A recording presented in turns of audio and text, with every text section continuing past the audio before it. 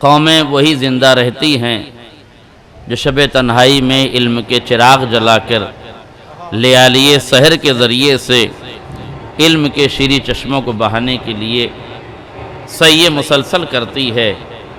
یاد رکھیے گا، شور شرابے والی قومیں مٹ جاتی ہیں، شعور اور دانشمندی والی قومیں ہمیشہ زندہ رہتی ہیں۔ تاریخ گزرتی ہے اور گزرتے ہوئے تاریخ پر انسانیت اپنے نقوش چھوڑ دیتی ہے۔ یادیں تاریخ کے دامن سے وابستہ ہوتی ہیں، تاریخ چلی نہیں جاتی، تاریخ گزر جاتی ہے، مگر ہر گزرتے ہوئے لمحے میں تاریخ میں ظلم کرنے والے بھی یاد کیے جاتے ہیں اور عدل پھیلانے والے بھی یاد کیے جاتے ہیں۔ تاریخ محبت کرنے والوں کو بھی یاد کرتی ہے، تاریخ نفرت پھیلانے والوں کو بھی یاد کرتی ہے۔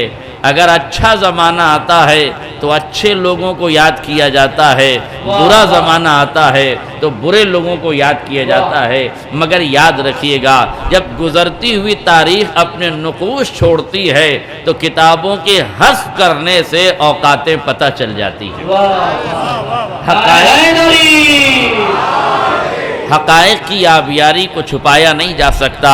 میرے عزیزو، آج جس علی کا تذکرہ کرنا ہے، تاریخ کی بڑی مظلوم ترین ذات ہے علی کی، موقع نہیں ہے ورنہ ایک مستقل باب ہے کہ تاریخ کا علی پر ستم۔ دیکھیے، جس علی کو پروردگار عالم نے علی بنایا، اعلیٰ بنایا، ہر منزل میں جسے بلندیاں عطا کی، آپ بتائیے کائنات میں سب سے زیادہ پوتر استھل کون سا ہے؟ سب سے زیادہ پاکیزہ جگہ کون سی ہے؟ یا خانہ کعبہ کی ہے یا شبیہ خانہ کعبہ مسجد کی ہے؟ توجہ کیجئے گا آپ، سب سے پاکیزہ جگہ مسجد کی، مسجد میں بھی سب سے پاکیزہ جگہ محراب کی۔ محراب میں 5 نمازیں ہوتی ہیں، سب سے افضل نماز ان 5 نمازوں میں نماز صبح کی۔ میرا جملہ واضح ہو جائے، سب سے افضل نماز نماز صبح کی۔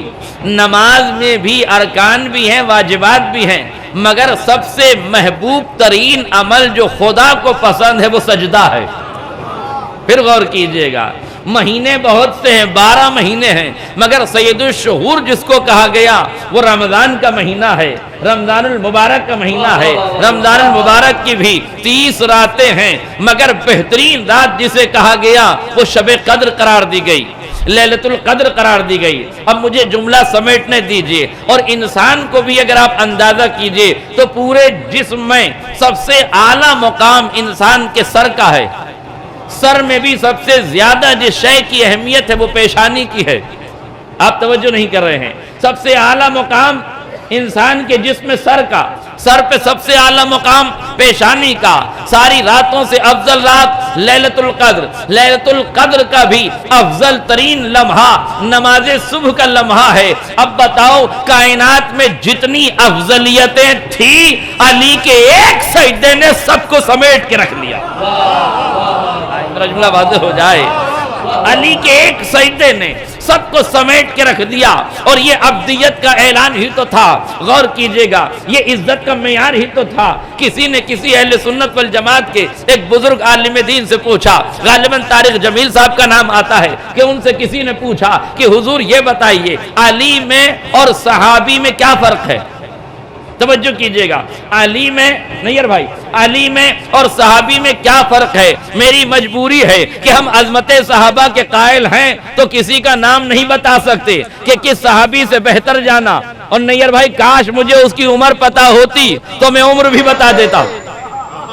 آج میرا جملہ واضح ہو جاتا، اگر مجھے اس کی عمر پتا ہوتی تو میں عمر بھی بتا دیتا، مگر جب پوچھا کہ صحابی میں اور علی میں کیا فرق ہے تو اس نے کہا اگر صحابی، ان کا جواب ملاحظہ فرما لیجئے، وہ کیا کہتے ہیں کہ علی میں اور صحابی میں فرق کیا ہے؟ وہ کہتے ہیں اگر صحابی سجدہ نہ کرتا تو مسلمان نہ ہوتا، علی سجدہ نہ کرتے تو رحمان کا گمان باقی رہتا۔ ایک صلوات پڑھ دے محمد اور آل محمد۔ میرے دیکھیے عزت کا معیار کیا ہے، ہمارے سماج میں عزت اور فخر کا معیار کیا ہے؟ اگر ہم اپنے سماج کا تجزیہ کریں اور جائزہ لیں تو ہمارے سماج میں عزتوں کا معیار یہ ہے کہ جس کے پاس دولت و ثروت کی فراوانی ہو ہم اسے عزت دار سمجھنے لگتے ہیں اور وہی دولت پر فخر کرتا ہوا نظر آتا ہے۔ کبھی ہم اور سماج میں آگے بڑھتے ہیں تو ہم دیکھتے ہیں کہ جس کے پاس قوت و طاقت ہے وہ زیادہ عزت والا نظر آتا ہے، اور آگے بڑھ کے ہم دیکھتے ہیں تو جس کے پاس سلطنت ہے، جس کے پاس حکومت ہے وہ ہمیں طاقتور نظر آتا ہے، اور آگے بڑھیے تو جس کے پاس اچھا حسب و نسب ہے وہ اپنے آپ کو فخر و مباحات کرتا ہوا اور معیار عزت دیتا ہوا نظر آتا ہے۔ توجہ کیجئے گا، اور آگے بڑھیے تو اگر کسی کے پاس حسن و جمال بھی ہے، عزت کا معیار بھی سمجھ رہا ہے، دولت و ثروت کو بھی عزت کا معیار سمجھ رہا ہے، قوت و طاقت کو بھی عزت کا معیار سمجھ رہا ہے، تو عہدے اور منصب کو دیکھتا ہے۔ اگر اس کے پاس عہدہ بھی ہے، منصب بھی ہے، تو وہ سمجھتا ہے کہ میرے پاس سب سے زیادہ عزت ہے، سب سے زیادہ طاقت ہے۔ میرے عزیزو ایمان سے بتائیے، یہ جتنے معیار ہیں عزتوں کے، کون سا معیار ہے جو علی کے پاس نہیں ہے؟ میرا جملہ واضح ہو، کون سا معیار ہے جو علی کے پاس عزت کا نہیں ہے؟ اگر دولت و ثروت کی بات کریں تو جس کے ہاتھوں کا دھون ہیرے جواہرات میں تبدیل ہو جاتا ہو، جس کے گھر کی کنیز مٹی کو سونا بنانے کا ہنر رکھتی ہو، اس سے زیادہ دولت کس کے پاس ہے؟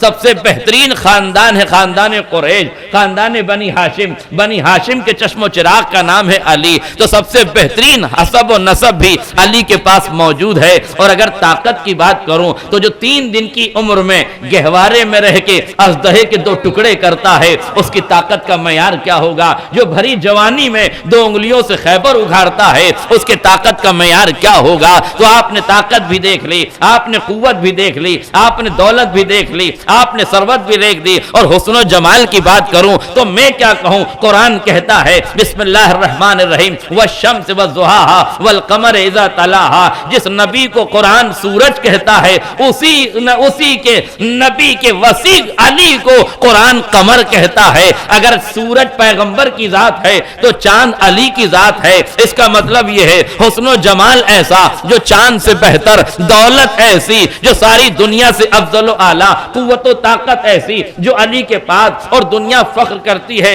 تو علم و حکمت پہ فخر کرتی ہے، علم و دانائی پہ فخر کرتی ہے۔ علی فرماتے ہیں اگر میرے لیے مسند علم بچھا لی جائے تو میں اہل توریت کو توریت سے جواب دوں گا، اہل انجیل کو انجیل سے جواب دوں گا، اہل زبور کو زبور سے جواب دوں گا، اہل قرآن کو قرآن سے جواب دوں گا۔ جو 3 دن کی عمر میں 4 آسمانی کتابیں زمین پہ پڑھتا ہو اسے علی کہتے ہیں۔ اور کیجئے گا اس کے علم کا کمال۔ اور آگے بڑھوں تو موت و حیات پر قبضہ علی کا دنیا نے دیکھا کہ جب سیاست کے بازوؤں نے زندگی پہ چادر ڈال کر علی کے سامنے لا کے ڈال دی، یا علی نماز پڑھا دیجئے۔ علی نے پوچھا پڑھا دوں نماز؟ کہنے لگے ہاں پڑھا دیجئے۔ انہیں یہ خبر ہی نہیں ہے جس کی تلوار 70 نسلیں دیکھ کے چلتی ہو اسے سیاست نظر نہیں آ رہی تھی؟ کیا علی کو سیاست نظر نہیں آ رہی تھی؟ علی نے مسکرا کے سیاست کے بازیگروں سے پوچھا لائے ہو امامت کا امتحان لینے کے لیے، علم کا امتحان لینے کے لیے، کہو تو پڑھا دوں؟ کہنے لگے یا علی پڑھا دیجئے۔ بس تاریخ کہتی ہے علی نے ہاتھوں کو بلند کیا، تکبیر کہی، جو زندہ تھا وہ موت کی آغوش میں چلا گیا۔ توجہ کیجئے گا، نماز ختم ہوئی، لوگ کہنے لگے یا علی زندہ ہے۔ علی نے کہا زندہ ہے تو اٹھا کے لے جاؤ۔ اب جو دیکھا تو مر چکا تھا۔ ماں علی کے قدموں میں گر گئی، یا علی یہ جانتی ہوں جو زندگی کو موت دے سکتا ہے وہی موت کو حیات بھی دے سکتا ہے۔ یا علی میں جانتی ہوں جو زندگی کو موت دے سکتا ہے وہ موت کو حیات بھی دے سکتا ہے۔ علی نے کہا لائی تھی سیاست کے کندھوں پہ سوار کر کے تو جا سیاست والوں سے کہہ دے کہ اسے زندہ کر دے۔ کہا سیاست سازشیں تو کر سکتی ہے، مردوں کو زندہ نہیں کر سکتی، مردوں کو زندہ نہیں کر سکتی۔ تو طاقت کا اندازہ لگائیے، ایک جملے میں طاقت کا اندازہ لگائیے، موت اور حیات کے فلسفے کو سمجھیے۔ علی اس ذات کو کہتے ہیں ہاتھ اٹھائے تو زندگی موت بن جائے، پیر سے ٹھوکر مارے تو موت زندگی کے اجالوں میں آ جائے۔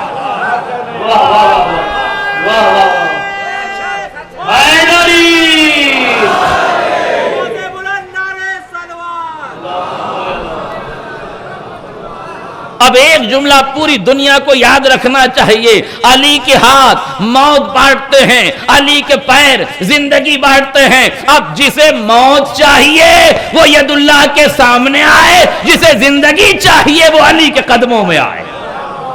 ایک صلوات پڑھ دے محمد اور آل محمد پر۔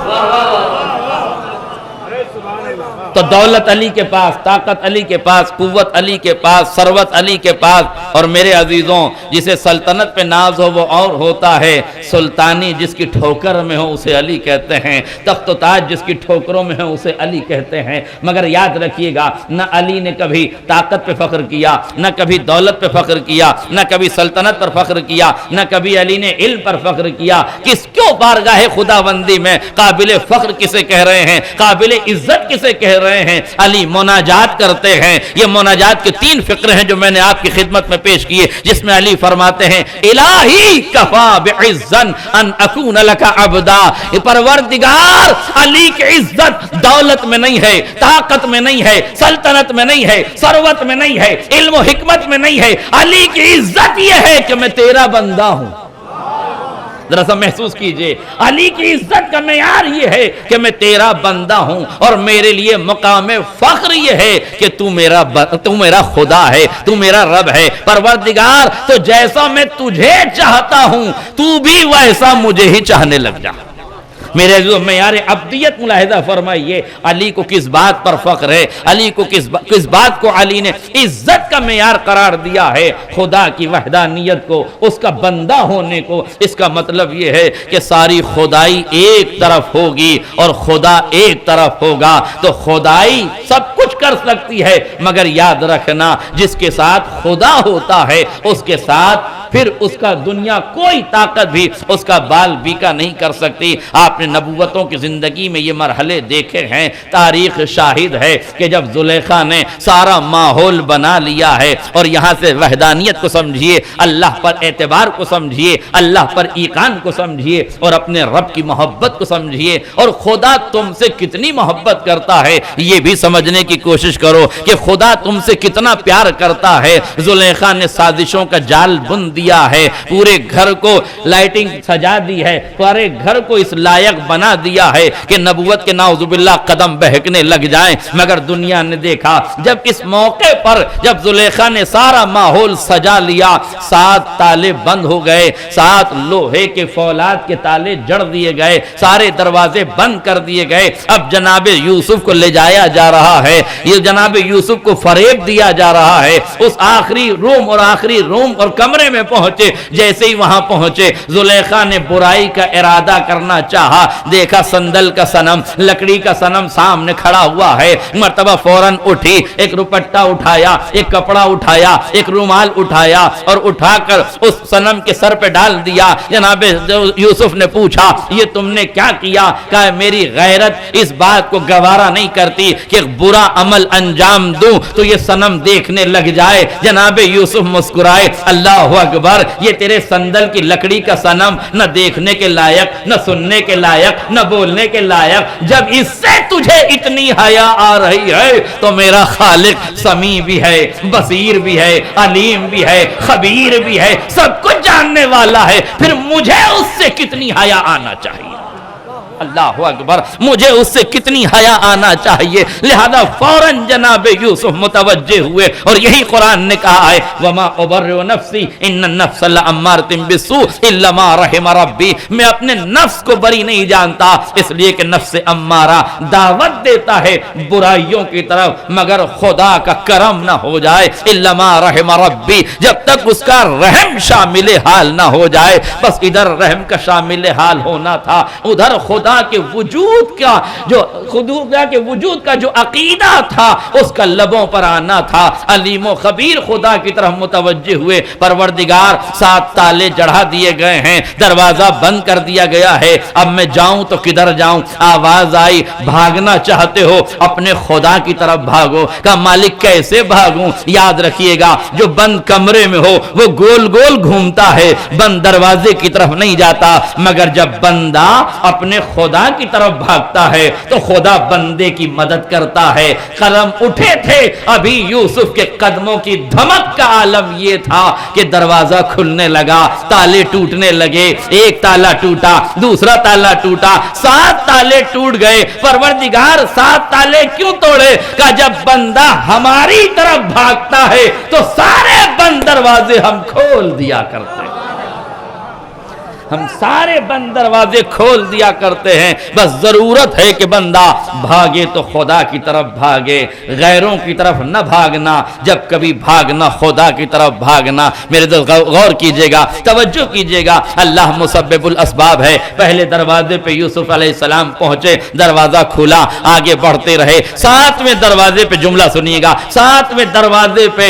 ادھر حضرت یوسف نے باہر قدم نکالا، ادھر زلیخا کا ہاتھ یوسف کی پشت پر گیا۔ لفظ کہہ دوں بڑی آسانی سے، یوسف کا دامن پھٹا پر عصمت کا کردار بچ کے آگے نکل گیا، یوسف کا کردار بچ کے آگے نکل گیا۔ خدا پر اعتبار دیکھیے۔ اب جیسے ہی جناب یوسف، توجہ، جیسے ہی جناب یوسف سامنے آئے ہیں، آخری دروازہ کھلا، دیکھا زلیخا کا شوہر سامنے ہے، صورتحال کو بھانپنے لگا، پوچھنے لگا یہاں کیا ہو رہا تھا؟ بھئی اس منزل پہ لا کے مجھے آپ کو متوجہ کرنا تھا۔ ان بگڑے ہوئے حالات میں اگر آپ کا کوئی ساتھ دے سکتا ہے تو وہ آپ کا خدا ہے۔ نہ طاقتوں پہ اعتبار کرنا، نہ دولتوں پہ اعتبار کرنا، نہ حالات پر اعتبار کرنا، نہ کسی لباس پہ اعتبار کرنا، نہ کسی قیادت پہ اعتبار کرنا۔ اگر اعتبار کے لائق اس حالات میں اگر کوئی ہے تو وہ خدا کی ذات ہے۔ ذرا سا توجہ سے جملہ سنیے، میں کیا کہنا چاہتا ہوں۔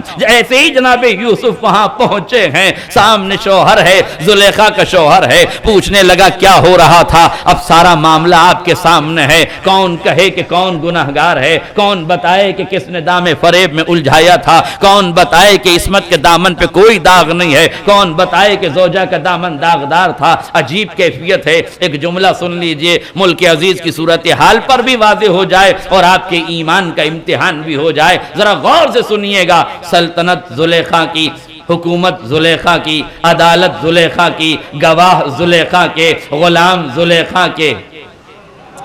ہائے میرا جملہ واضح ہو جائے۔ سلطنت زلیخا کی، سلطان زلیخا کا، گواہ زلیخا کے، عدالت زلیخا کی، منصف زلیخا کا، جج زلیخا کا، نیادھیش زلیخا کا، پاور زلیخا کی، طاقت زلیخا کی، غلام زلیخا کا۔ ایک لفظ میں سمیٹ دوں، ساری خدائی زلیخا کی پر خدا یوسف کا۔ ساری خدائی زلیخا کی پر خدا یوسف کا۔ اب مجھے بتاؤ، خدائی جیتی یا خدا والا جیتا؟ کاش میرا جملہ واضح ہو جاتا۔ یہ ایمان کی گرہ باندھ لینا، طاقتیں ایک طرف ہو، قوتیں ایک طرف ہو، اسلحے ایک طرف ہو، لشکر ایک طرف ہو، ساری خدائی ایک طرف ہو، بس تمہارا خدا تمہارے ساتھ ہونا چاہیے۔ آواز قدرت آئی، میرے حبیب، میرے نبی، میرے یوسف گھبرا نہیں، خدائی جانے دے، زلیخا کے پاس خدا تیرے ساتھ ہے۔ ہم جب گواہی دلوائیں گے، رشتہ دار انہی کا ہوگا، آغوش میں انہی کے پلا ہوگا، کھاتا انہی کا ہوگا، سب کچھ انہی کا ہوگا، مگر جب ہم بلوانے پہ آئیں تو نہ بولنے والے بھی بولتے نظر آئیں۔ جب ہم بلوانے پر آئیں تو نہ بولنے والے بھی بولتے نظر آئیں۔ جناب یوسف نے فوراً فرمایا کہ میرا گواہ ہے۔ کہا کون گواہ ہے؟ کہا بچہ میری گواہی دے گا۔ کہا کون بچہ؟ کہا وہ دودھ پیتا بچہ، وہ شیرخوار بچہ۔ سب مسکرانے لگے، کیسی باتیں کرتے ہو، یہ چھوٹا سا بچہ گواہی دے گا؟ کہا ہاں میرے رب کے حکم سے بولے گا۔ لایا گیا بچہ، بچے سے کہا جناب یوسف نے کہ گواہی دو، پڑھو جو میرے خدا نے پڑھایا ہے۔ اس نے کہا وحدہ لا شریک پروردگار کی ذات ہے، وہی مالک ہے، وہی مختار ہے، اسی نے مجھے اذن تکلم دیا ہے، اسی نے مجھے قوت گویائی دی ہے، اسی کے ارادے سے میں بول رہا ہوں۔ میں نے کہا جناب یوسف کا نام لے لیتا، کہا یہ تو خود ہی پھنسے ہوئے تھے، یہ کیا بلواتے، یہ تو خود ہی ابھی مصیبت میں گرفتار تھے، یہ کیا بلواتے۔ مگر اس نے بولا، کیا بولا؟ کہا وہی پروردگار ہے، وہی علیم ہے، وہی خبیر ہے، وہی جاننے والا ہے، اس نے حکم دیا ہے۔ اب لاجک سنیے، منطق سنیے، یہ نہیں کہا کہ یوسف گناہگار نہیں ہے، یوسف بے گناہ ہے، یہ نہیں کہا کہ زلیخا گناہگار ہے، یہ کچھ نہیں کہا اگر یوسف کے آگے کا دامن پھٹا ہے تو یوسف گناہگار، اگر یوسف کے پیچھے کا دامن پھٹا ہے تو زلیخا گنہگار۔ سوال یہ تھا جب گواہی ہی دینی تھی تو بری ذمہ ہونے کی گواہی دے دیتا، کہ گواہی کے لیے بھی ضروری ہے کہ گواہی ہو تو منطقی گواہی ہو، لاجیکل بات ہو، تب تو لوگ متوجہ ہوں گے۔ غور کیجئے گا، لہذا بچے نے گواہی دی۔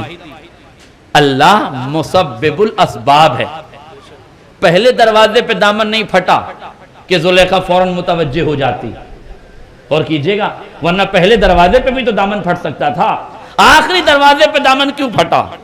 اس لیے کہ اللہ مسبب الاسباب ہے۔ اور یہ جملہ بھی یاد رکھیے گا، اتنے بڑے مجمع کو میں متوجہ کرنا چاہتا ہوں۔ ہم بسا اوقات خدا سے شکوہ کرتے ہیں، اپنے مسائل کا شکوہ کرتے ہیں، مگر وہ مسبب الاسباب ہے۔ جب وہ اسباب کی کڑیاں جوڑتا ہے نا تو ہمارے نقصان کے لیے نہیں جوڑتا، ہمارے نفع کے لیے جوڑتا ہے، ہمارے فائدے کے لیے جوڑتا ہے۔ ایک قافلہ تھا، دریا میں سفر کر رہا تھا، سمندر کی موجوں سے گزرتا ہوا ایک جہاز ہے جو جا رہا ہے، اس میں چند تاجر بیٹھے ہوئے ہیں۔ مرتبہ جہاز کے کیپٹن نے کہا کہ اس جہاز پر وزن زیادہ ہو گیا ہے، جہاز ڈوب جائے گا، کچھ سامان کم کیا جائے۔ تاجروں نے طے کیا کہ چلو سامان کم کرتے ہیں، سب کا تھوڑا تھوڑا سامان ہٹا دیتے ہیں۔ ایک تاجر نے کہا سب کا تھوڑا تھوڑا پھینکنے سے اچھا ہے کہ جس تاجر کا سب سے زیادہ ہے اسے ہی پھینک دو، اور اس کا سامان بھی پھینک دو، سب بچ جائیں گے۔ تجویز بڑی معقول نظر آئی۔ جب اپنا سامان بچتا ہوا اور غیر کا ڈوبتا ہوا نظر آئے تو اچھوں کو اچھی تجویزیں یاد آ جاتی ہیں۔ کہا ٹھیک ہے، سارا سامان اس کا پھینک دیا گیا، اسے بھی دریا کے حوالے کر دیا گیا۔ اب یہ دریا میں اسے پھینکا گیا، یہ بے ہوش ہو گیا اور بہتا بہتا دریا کے کنارے پر، اس علاقے پر، سمندر کے اس کنارے پہ پہنچ گیا کہ جہاں ایک ایسا ٹاپو تھا کہ جہاں زندگی کوئی آثار نہیں تھے، چاروں طرف پانی پانی تھا، بس ایک علاقہ تھا، چھوٹا سا جنگل تھا۔ یہ وہاں پہنچا، اس نے پہلے تو شکر رب کیا کہ خدا نے میری جان بخش دی، لہذا فوراً وہاں پہنچا، اور پہنچنے کے بعد اس نے اب زندگی کے آثار تلاش کرنا شروع کیے۔ کچھ کھانے کی چیزیں بھی تلاش کر لے گیا، کچھ پانی پینے کے لیے بھی تلاش کر لے گیا، چھوٹی سی ایک جھونپڑی بھی بنا لی اور دھیرے دھیرے وہاں رہنے لگا، انتظار کرنے لگا کہ کوئی قافلہ گزرے گا تو ان کے ساتھ میں ہو لوں گا، میری جان بچ جائے گی۔ ایک دن رات میں کھانا بنا رہا تھا، کھانا بناتے بناتے اس جھونپڑی میں آگ لگ گئی۔ ظاہر ہے جیسے ہی جھونپڑی میں آگ لگی، اب جھونپڑی سے باہر آیا، آسمان کی جانب دیکھ کے اپنے خدا سے لڑنے لگا، شکوہ کرنے لگا، پروردگار جب تو نے جان بچائی تھی تو ان حالات میں زندگی کا ایک آسرا تھا، ایک جھونپڑی تھی، وہ بھی تو نے ختم کر دی، وہ بھی تو نے جلا دی، وہ بھی تو نے بھسم کر دی، اب میں کیسے رہوں گا؟ روتا دھوتا رات بھر شکایت کرتا، سو گیا۔ اب جیسے ہی صبح میں آنکھ کھلی، توجہ کیجئے گا، جیسے ہی صبح میں آنکھ کھلی دیکھا چند لوگ ایک کشتی لے کر آئے اور اس سے آ کے کہہ رہے ہیں کہ تم یہاں کیسے پھنسے ہوئے ہو؟ اس نے بتایا، کہا تمہیں کیسے پتا چلا کہ میں یہاں ہوں؟ کہا رات میں ہمارا جہاز ادھر سے گزرا تو دیکھا اس ٹاپو سے آگ کے شعلے بلند ہو رہے ہیں۔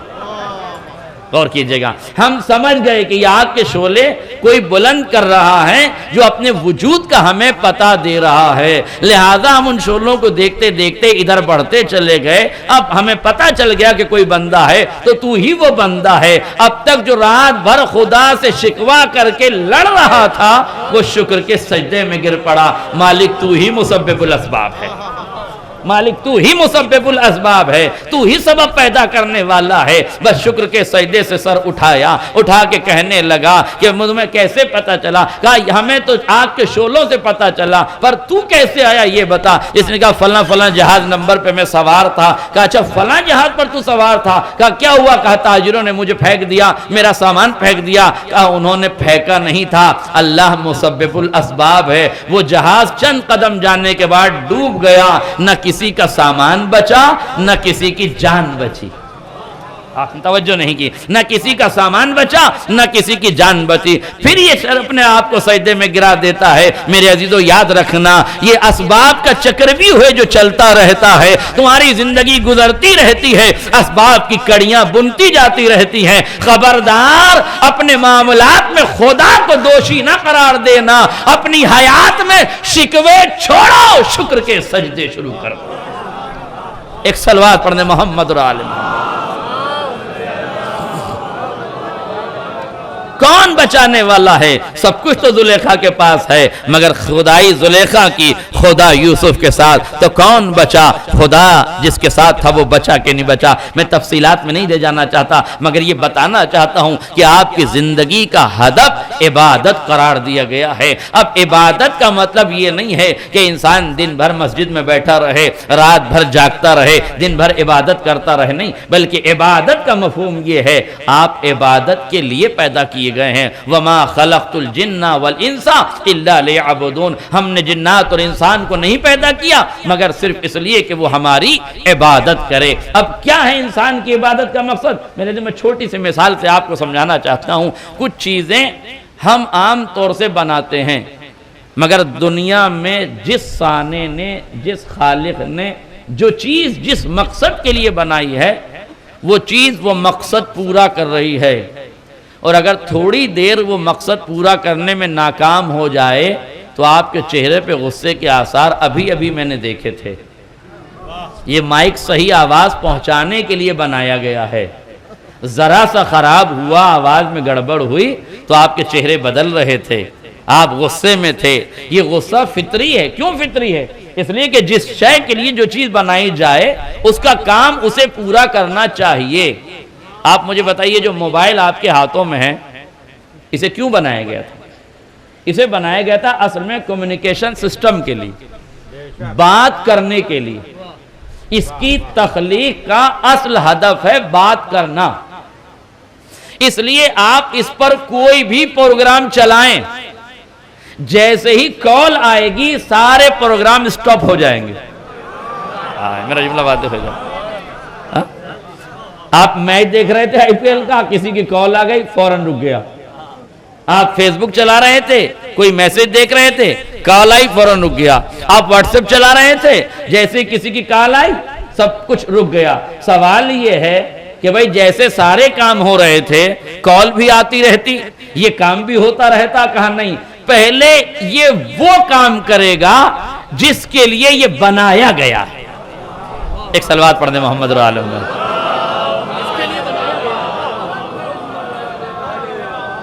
تشریف لائیں، تشریف لائیں، ایک اور صلوات پڑھنے والے۔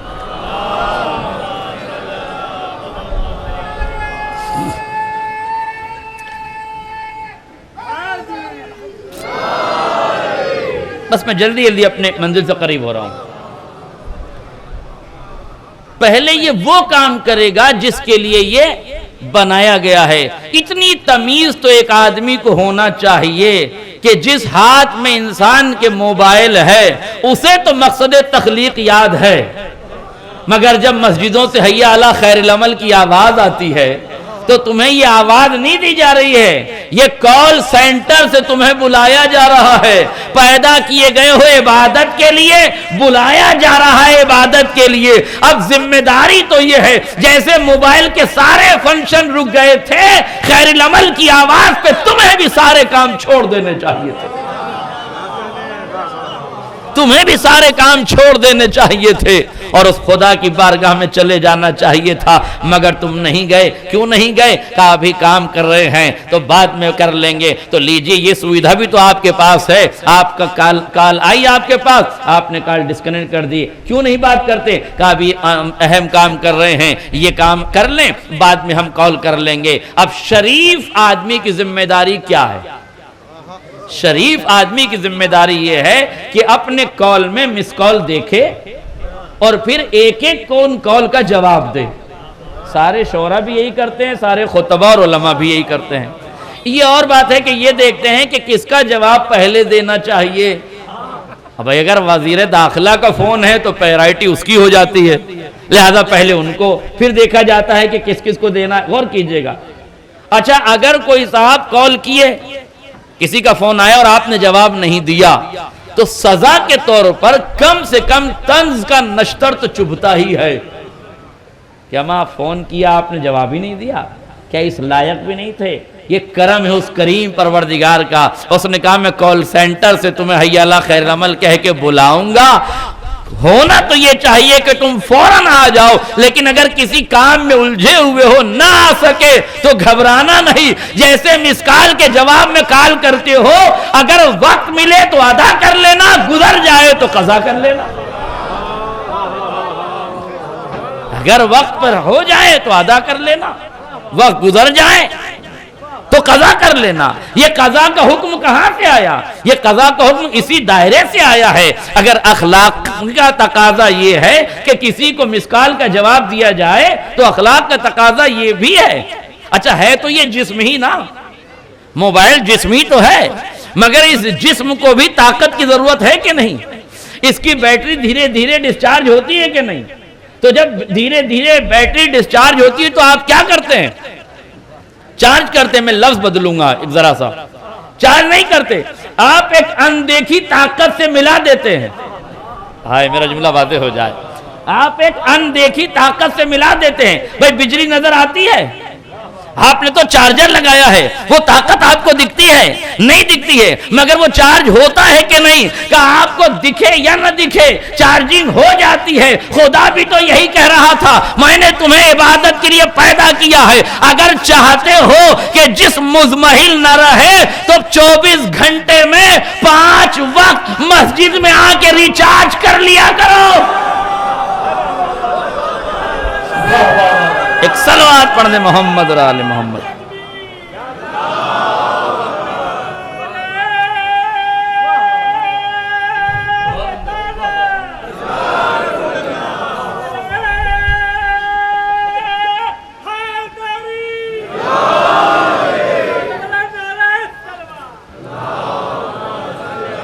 اگر بندہ ہدایت لینا چاہے، اگر بندہ غور و خوض کرنا چاہے تو سامنے کی باتوں سے غور و خوض کر لیتا ہے، سامنے کی چیزوں سے بہت سی چیزیں سمجھ لیتا ہے۔ ہمیں ضرورت نہیں ہے کہ کتابوں سے بتائیں، جو دنیا کے جس دور میں ہم زندگی بسر کر رہے ہیں بہت سے مسائل تو ہم اسی سے سمجھا سکتے ہیں۔ حجاب سمجھانے کے لیے ضروری نہیں ہے کہ ہم دھارمک کتابیں پڑھیں، ضروری نہیں ہے کہ ہم آیات و روایات سے آپ کو حجاب سمجھائیں۔ اگر آپ حجاب سمجھنا چاہتے ہیں تو میں آپ کو آسان زبان میں حجاب ایک مرتبہ اور سمجھا دینا چاہتا ہوں۔ آپ نیٹ یوز کرتے ہیں، نیٹ کے معنی کیا ہے؟ NET، نیٹ کے معنی جال کے۔ اس کا مطلب یہ کہ یہ نیٹ نہیں ہے، یہ بڑا خطرناک جال ہے۔ اور اب صاحبان شعور تشریف فرمائے، ایک جملہ اور پوچھنا چاہوں گا، یہ جال ڈالا کہاں جاتا ہے؟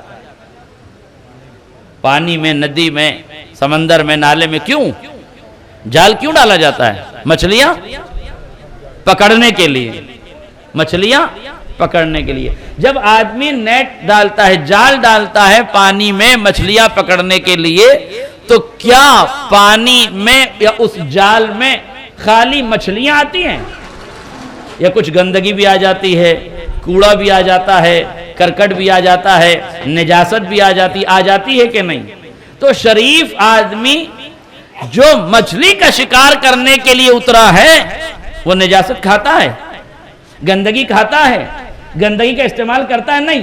کیا کرتا ہے؟ اسے واپس دریا کے حوالے کر دیتا ہے۔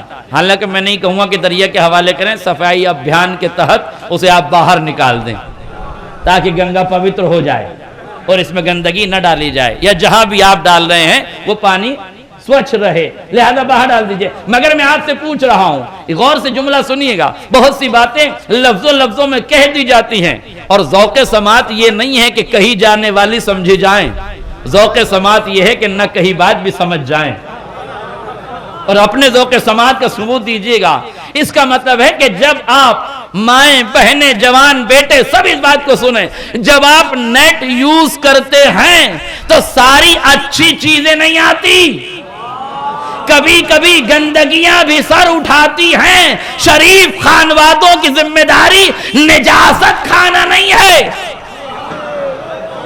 گندگی کو گندگیوں کی طرف پلٹا دو، شرافت کا مظاہرہ کرو، چاہے شب کی تاریکی میں چلا رہے ہو یا دوسروں کے سامنے چلا رہے ہو، ورنہ گندگیاں دیکھنے والے تو سنسد میں بھی پکڑے جاتے ہیں۔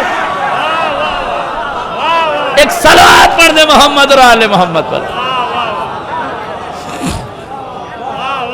آپ کو متوجہ کیا گیا ہے آپ کو گندگی نہیں کھانا ہے. توجہ کیجئے گا. ایک جملہ اور پوچھنا چاہتا ہوں. آپ نے جال ڈالا مچھلی پکڑنے کے لیے, مچھلی نہیں آتی, گندگی بھی آ جاتی ہے. اچھا لیجئے مچھلی بھی آ گئی. اب آپ سے پوچھ رہا ہوں, ہر قسم کی مچھلی کھانا جائز ہے؟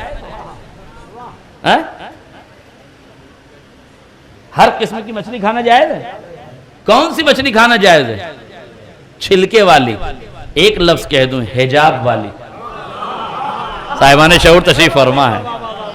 حجاب والی مچھلی کھانا جائز ہے. پروردگار مچھلی تو مچھلی ہے, چاہے چھلکے والی ہو یا بغیر چھلکے والی.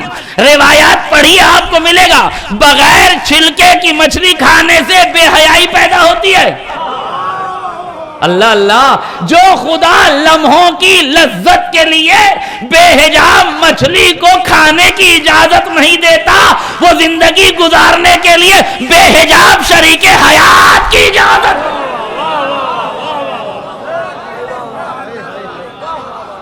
بے حجاب شریک حیات کی اجازت کیسے دیکھے گا؟ اور ایک جملہ اور سنتے چلے جائیے, آپ کے لیے بہت آسانی ہے اس جملے میں. یہ کہا گیا تھا کہ حضور کووڈ-19 کے بعد مچھلیاں نہ کھائیے گا, اس لیے کہ مچھلیوں نے مردے کھائے ہیں.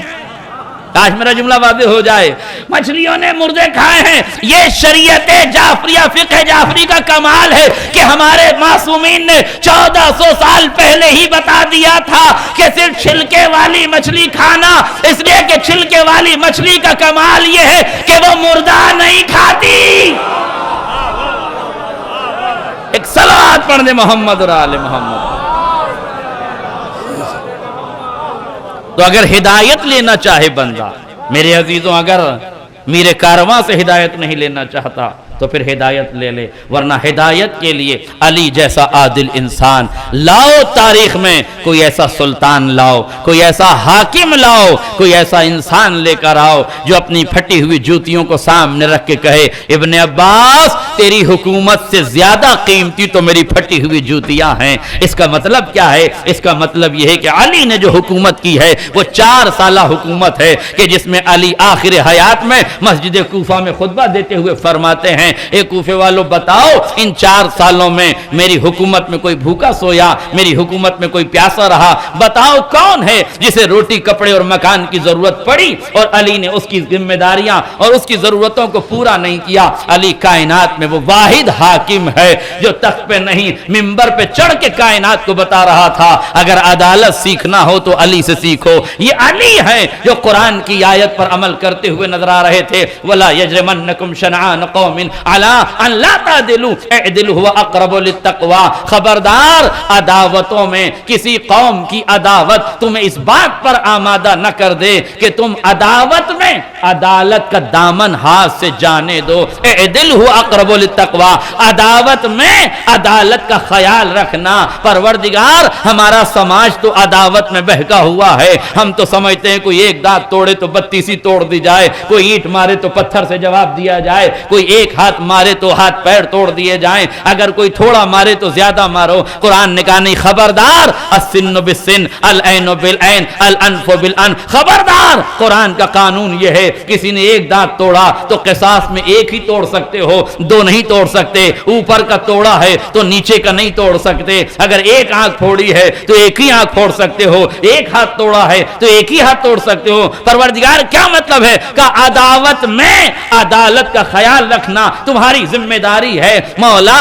پروردگار کون ہے دنیا میں جو اس عداوت میں عدالت کا خیال رکھے گا؟ آدمی عدالت میں عدالت سے باہر ہو جاتا ہے, انصاف سے باہر ہو جاتا ہے. کہ ایک بندہ ہم کائنات میں تمہیں ایسا بھی دکھائیں گے جو قاتل سامنے کھڑا ہو تو آواز دے رہا ہو, بیٹا حسن اس کی مشکیں ڈھیلی کر دو, اس نے ضربت لگائی ہے, اسے شربت پلاؤ.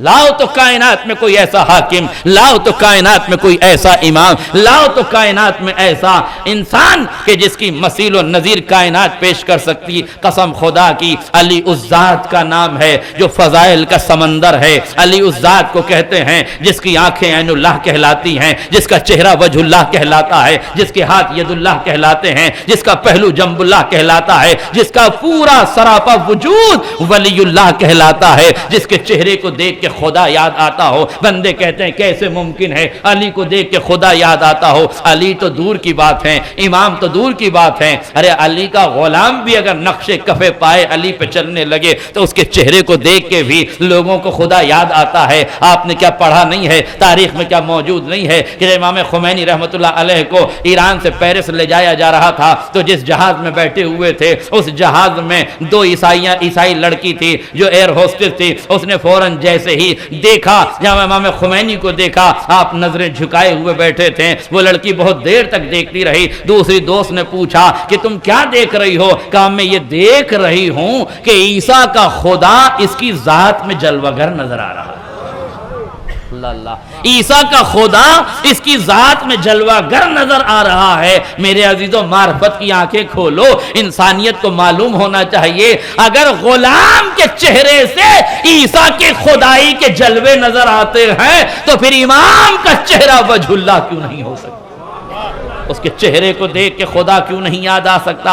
اسے دیکھ کے خدا کیوں نہیں یاد آ سکتا؟ ہر میدان کا مرد میدان علی ہے. ہر میدان کا مرد میدان علی, ہر جنگ کا فاتح علی, ہر میدان کا فاتح علی ہے. بچپن سے لے کے جوانی تک اور جوانی سے لے کے آخری منزل تک وہ علی ہی تو ہیں جس نے کائنات کو متوجہ کیا, عالم انسانیت کو سبق پڑھایا. مالک اشتر خبردار, دیکھو دو طرح کے لوگ ہیں جو تمہارے بھائی ہیں. ایک مذہب میں تمہارے بھائی ہیں, ایک انسانیت میں تمہارے بھائی ہیں. خبردار, لوگوں کے ساتھ انسانیت کا سلوک کرنا. ہے کوئی علی جیسا جو مانوتا کا پیغام دے؟ ہے کوئی علی جیسا جو ہیومینٹی کا پیغام دے؟ ہے کوئی علی جیسا جو انسانیت کو سرشار کرے, انسانیت کو آگے بڑھائے؟ میرے جو یاد رکھیے, یہ علی ہی تھے جنہوں نے عدالت میں, عداوت میں عدالت کا خیال رکھا. یہ علی ہی تھے جس نے اپنے دور حکومت میں عدالت کے اور حکومت کے سیکشن کو الگ الگ کیا. پہلے دور خلافت میں, دوسرے میں, تیسرے میں, تینوں میں جو حاکم تھا وہی منصف تھا, جو مجرم تھا وہی منصف تھا, جو حاکم تھا, جو بادشاہ تھا اسی کے ہاتھ میں انصاف تھا, وہ جیسے چاہے انصاف کرتا. لیکن علی نے آنے کے بعد حاکم کو الگ کیا, حکومت کو الگ کی, عدالت کو الگ کیا. مولا کیوں کر رہے ہیں؟ کہا حاکم چند برس اگر حکومت پر رہے تو دادا گیری تو کر سکتا ہے, مگر جب کرسی سے ہٹے گا تو عدالت کے کٹگرے میں کھینچ لیا جائے گا. عدالت کے کٹگرے میں کھینچ لیا جائے گا.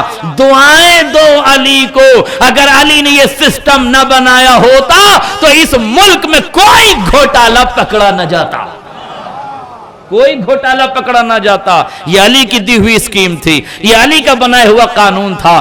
عدالت الگ کی جائے, حکومت الگ کی جائے, اور خالی الگ کیا نہیں, علی نے کر کے بتایا. اپنے دور خلافت میں علی نے عدالت کو الگ کیا, حکومت کو الگ کیا. اور جب ایک یہودی نے آپ کے گھوڑے کی زین چرا لی ہے, جانے لگا, علی نے ہاتھ پر ہاتھ رکھ دیا. کہاں جا رہا ہے؟ یہ میرے گھوڑے کی زین ہے. کہتا نہیں, میرے گھوڑے کی زین ہے. کہتا ہے چلیے عدالت میں فیصلہ کیجئے. علی مسکرائے, اچھا جھوٹ بھی بول رہا ہے, عدالت میں بھی جانا چاہتا ہے. اچھا جھوٹ جتنی تیزی سے لوگ بولتے ہیں, ایک صلوات پڑھ دیں محمد العالم.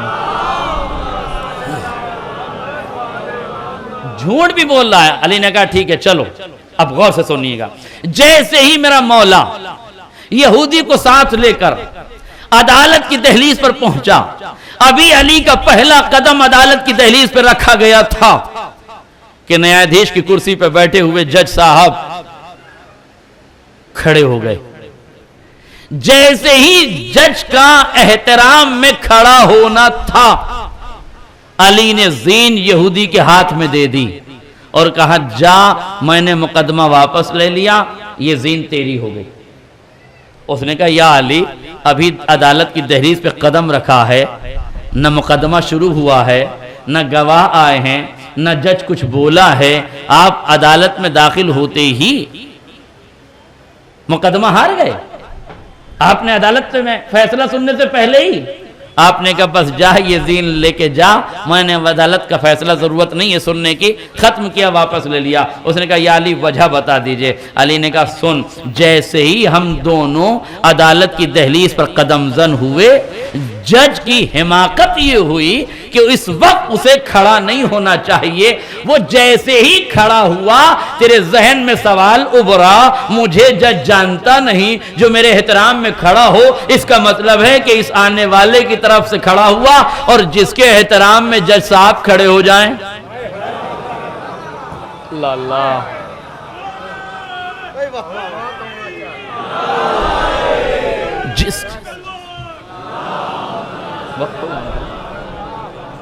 جس کے احترام میں جج صاحب کھڑے ہو جائیں, بھلا اب اس کے خلاف جج صاحب کی کیسے ہمت ہوگی کہ ان کے خلاف کوئی فیصلہ دیں.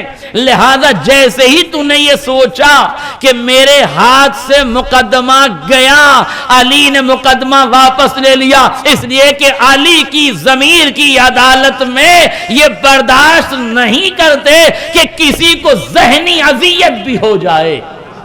اللہ اللہ, علی یہ برداشت نہیں کرتے کہ کسی کو ذہنی اذیت ہو جائے, اس لیے میں نے یہ مقدمہ واپس لے لیا.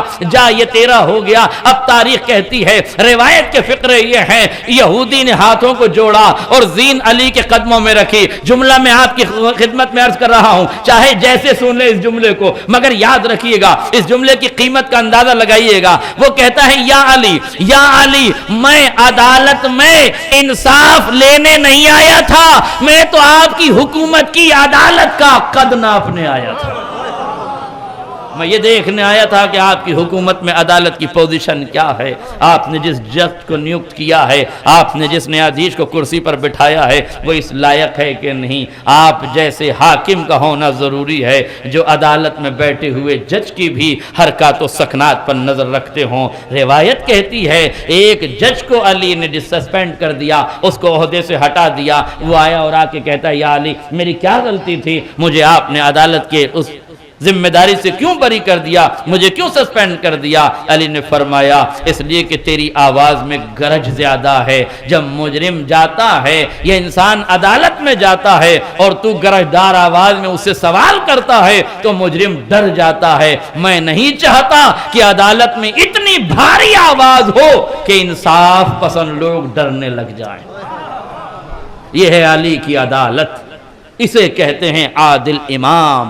روایت کہتی ہے, جورج جرداق لکھتا ہے, قتل علی بشدت عدلہ, علی اپنی شدت عدالت کی وجہ سے قتل کیے گئے. علی, حالانکہ آج امت کی سب سے بڑی بدبختی یہ ہے کہ دنیا علی کے قاتلوں کو بھی چھپا رہی ہے.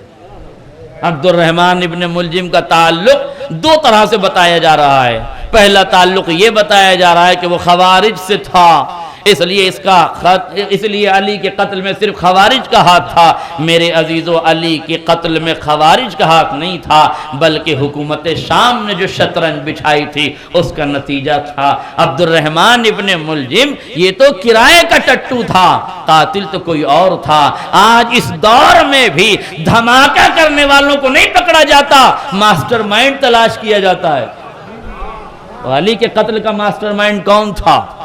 علی کے لیے سازش کا بازار کہاں گرم کیا گیا تھا؟ اور دوسرا جواب یہ دیا گیا کہ ابن ملجم تو علی کی بیعت کر چکا تھا, لہذا شیعہ ہو گیا تھا, شیعوں نے ہی علی کو قتل کیا ہے. یہ سوال کوفے والوں پر بھی لاگو ہوتا تھا کہ کوفے والوں نے مسلم کی بیعت کی تھی, اس لیے کوفے والوں نے علی کو شہید کیا, تو یہ شیعوں نے ہی علی کو حسین کو بلایا, انہوں نے قتل کیا. علی کے قتل میں بھی شیعوں کا ہاتھ ہے. میں صرف ایک جواب دینا چاہتا ہوں, مجھے یہ بتائیے کہ علی کے شیعہ کیسے ہوتے ہیں؟ کہا بیعت کرنے سے. یہ غور کیجئے گا میّر بھائی, علی کے شیعہ کہتے ہیں, کہا بیعت کرنے سے. میں نے کہا سوچ سمجھ کے بولیے, اگر علی کی بیعت کرنے سے کوئی شیعہ ہوتا ہے تو پھر یہ بتاؤ جنہوں نے غدیر میں علی کی بیعت کی تھی ان کا دھرم پریورتن کب ہوا؟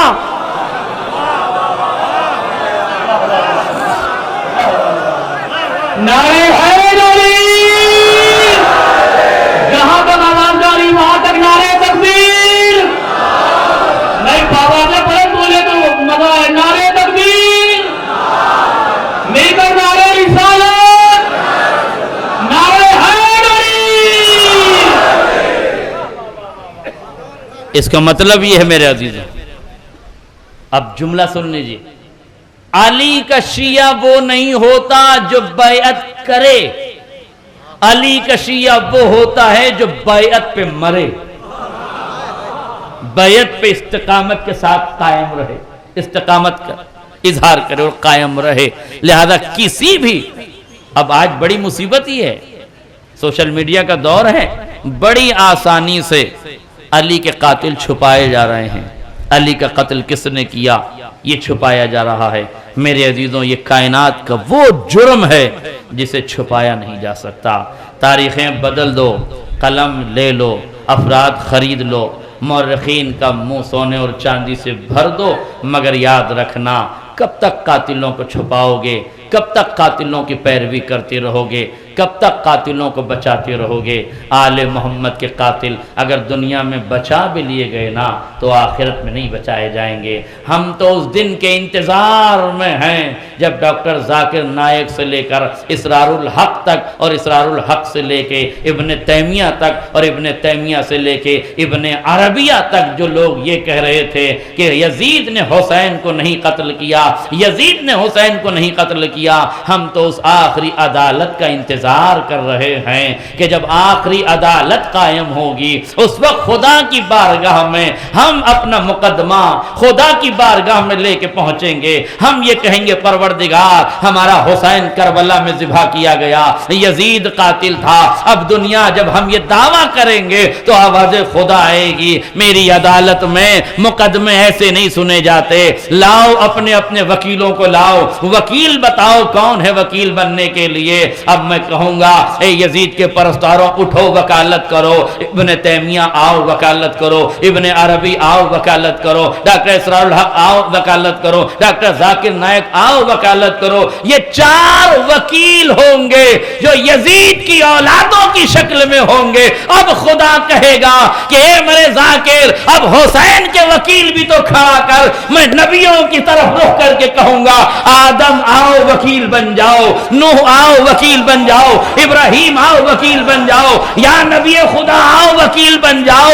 اب میں دیکھوں گا کس میں ہمت ہے رسول کی آنکھوں میں آنکھیں ڈال کے کہنا کہ حسین کو کس نے قتل کیا تھا، حسین کی آنکھوں میں رسول کی آنکھوں میں آنکھیں ڈال کے کہنا کہ کس کو قتل کیا تھا، کس نے قتل کیا تھا۔ میں بھی تو دیکھوں گا کہ وفاداریاں کہاں تک کام دیتی ہیں، تمہاری وفاداریاں کہاں تک کام آتی ہیں۔ بس میرے عزیزوں، یہ پروگرام شام غریبہ کے عنوان سے ہے، یقیناً یہ شام غریبہ سے کم نہیں ہے جب 21 رمضان کو کائنات کا امیر دنیا سے جا رہا ہے۔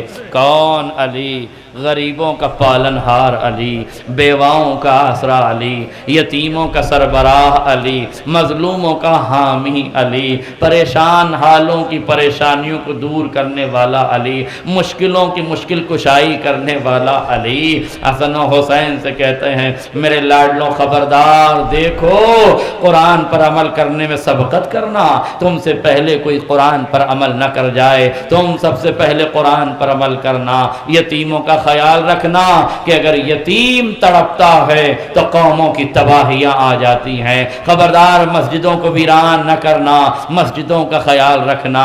دیکھو آپس میں لڑائی جھگڑا نہ کرنا، صلح و آشتی سے کام لینا۔ علی وصیتیں کرتے جاتے ہیں، روایت کے عجیب فقرے ہیں۔ جب علی نے اپنے جانے کی خبر دی نا تو بیٹے رونے لگے۔ روایت کہتی ہے جب حسنین نے گریہ کیا، جب عباس نے گریہ کیا، جب علی کے بیٹے رونے لگے تو علی نے بیٹوں کو تلقین کی، صبر کی وصیت کی، صبر کی نصیحت کی، کہا صبر کرو میرے لاڈلوں، صبر کرو میرے لاڈلوں۔ اس کا مطلب یہ تھا کہ جب حسن رو رہے تھے، حسین رو رہے تھے، عباس رو رہے تھے، محمد حنفیہ رو رہے تھے، اولاد رو رہی تھی، بیٹے رو رہے تھے تو علی صبر کی تلقین کر رہے تھے۔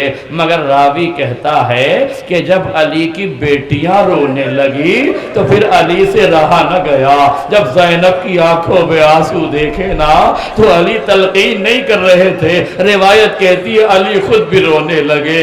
جب ام کلثوم کی آنکھوں میں آنسو دیکھے نا علی خود بھی رونے لگے. اللہ اللہ یا علی، جب حسین کو صبر کی تلقین تھی تو زینب کے رونے پہ کیوں رونے لگے؟ کہ بیٹیاں باپ کے جنازے کی زینت ہوتی ہے نا. عزیزانو، اگر کسی سماج میں کوئی باپ مر جائے اور اس کے 10 بیٹے ہونا تو سماج کو پتہ نہیں چلتا کہ کسی کا باپ مر گیا. لیکن اگر مرنے والے کی ایک بیٹی ہونا تو اس طرح سے روتی ہے کہ پورے علاقے کو پتہ چل جاتا ہے اس کا بابا مر گیا. اس کا مطلب یہ ہے کہ بیٹیوں کو باپ سے بے پناہ محبت ہے. اللہ جب عام بیٹی کو باپ سے اتنی محبت ہے تو سوچو زینب جیسی بیٹی کو علی جیسے بابا سے کتنا پیار ہوگا. علی جیسے بابا سے کتنا پیار ہوگا. اللہ اللہ، کتنا خیال تھا زینب و ام کلثوم کا علی کو. غیرت دار علی. روایت کہتی ہے جب کبھی بیویاں روضہ رسول کی زیارت کے لیے جانا چاہتی تھیں کہتی تھی بابا ہمیں نبی کے روضے کی، نانا کے روضے کی زیارت کرنی ہے. امام حسن سے روایت ہے، امام حسن فرماتے ہیں میرا بابا کہتا تھا بیٹیوں شب کی تاریکی آنے دو، جب رات نمودار ہوگی تب ہم چلیں گے. جب سورج ڈوب جاتا تھا، شب پھیل جاتی تھی، اس وقت جب شام ہو جاتی تھی بیٹیاں کہتی تھی بابا چلیں. علی کہتے تھے نصف شب گزر جانے دو، رات ہو جانے دو. جب آدھی رات گزرتی تھی میرا بابا مجھ سے کہتا تھا بنی ہاشم کے جوانوں کو جمع کرو، زینب کے بھائیوں کو جمع کرو.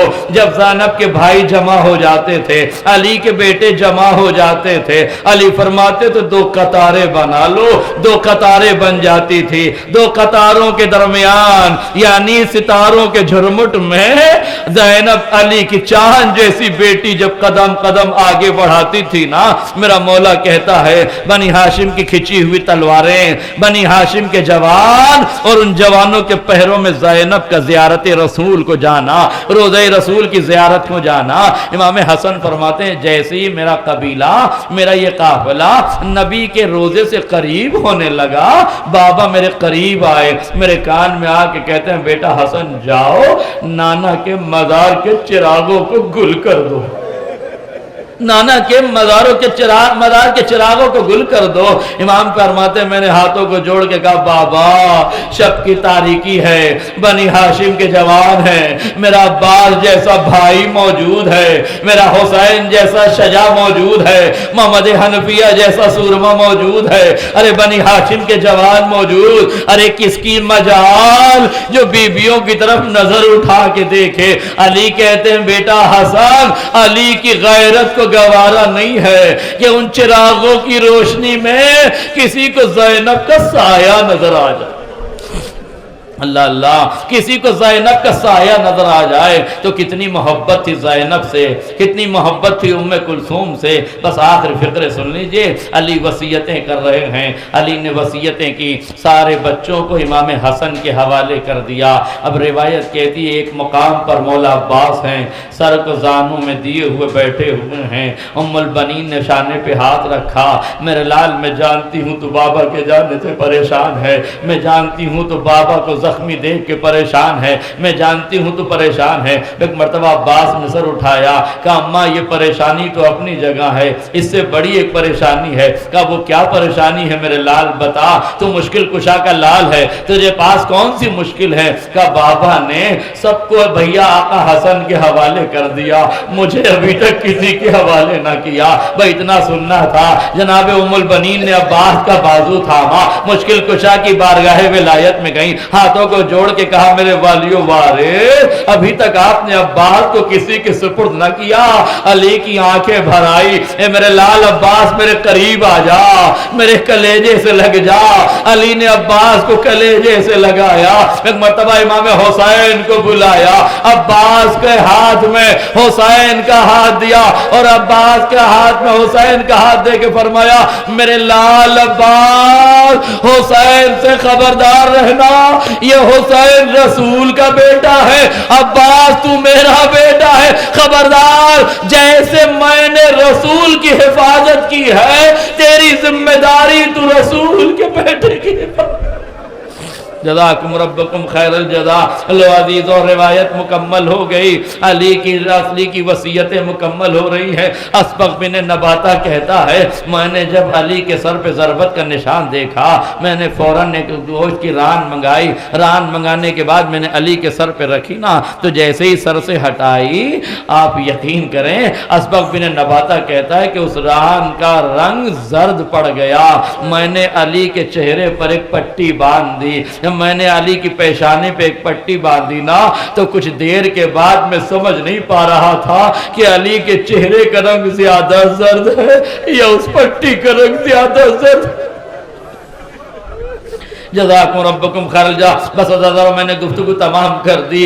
مولا علی کی شہادت کی تاریخ ہے۔ آج حسین یتیم ہو گئے ہیں، آج حسن یتیم ہو گئے ہیں، آج زینب یتیم ہو گئی ہیں، آج ام کلثوم یتیم ہو گئی ہیں۔ عزو خالی علی کی اولادیں یتیم نہیں ہوئی، ہر مومن یتیم ہو گیا۔ آج ہمارے سروں سے ہمارے باپ کا سایہ اٹھ گیا۔ ہر مومن یہ سوچے ارے جس دن اس کے باپ کا سایہ اٹھا تھا نا وہ دن اور تھا، اور جس دن علی کا سایہ سر سے اٹھا ہے نا وہ باپ کے جانے سے بڑا دن تھا، جس دن علی دنیا سے رخصت ہوئے۔ آخری فقرے روایت کے سن لیجئے، روایت کے عجیب فقرے ہیں۔ مولا کائنات نے وصیت کی میرے لال حسن و حسین مجھے جب دفن کرنا تو میرا نشان قبر مٹا دینا، میری قبر کو کسی کو بتانا نہیں، میری قبر کو آخری فقرے میری قبر کو چھپا دینا، میری قبر کو چھپا دینا، میری قبر کو چھپا دینا، نشان قبر مٹا دینا۔ عزیزو دونوں بیٹوں نے پوچھا ہاتھوں کو جوڑ کر، امام حسین نے پوچھا بابا یہ قبر کا نشان مٹانے کا حکم کیوں دے رہے ہیں؟ کہا میرے لال حسین تیرے بابا علی نے دین کی ترویج کے لیے، بقائے اسلام کے لیے عرب کے بہت سے خانوادوں سے دشمنیاں مول لی ہیں، میں نہیں چاہتا کہ میری شہادت کے بعد میری لاش کو باہر نکالا جائے، بے حرمتی کی جائے، میں کہوں گا مولا آپ نے کس سے وصیت کی ہے؟ حسین غریب سے وصیت کی ہے، امام حسن سے وصیت کی ہے۔ ایک بھائی کے جنازے پر تیروں سے حملہ کیا گیا، ایک بھائی کے جنازے پر 10 بھاری بھرکم گھوڑے دوڑائے گئے، ارے اس طرح سے حسین کا جنازہ پامال کیا گیا۔ روایت کے فقرے نہیں، زیارت ناہیہ میں امام فرماتے جب 10 بھاری بھرکم گھوڑے حسین کے جنازے پہ دوڑائے گئے تو کیفیت یہ ہوئی کہ داہنی پسلیاں بائیں طرف آ گئی، بائیں پسلیاں دائیں طرف آ گئی۔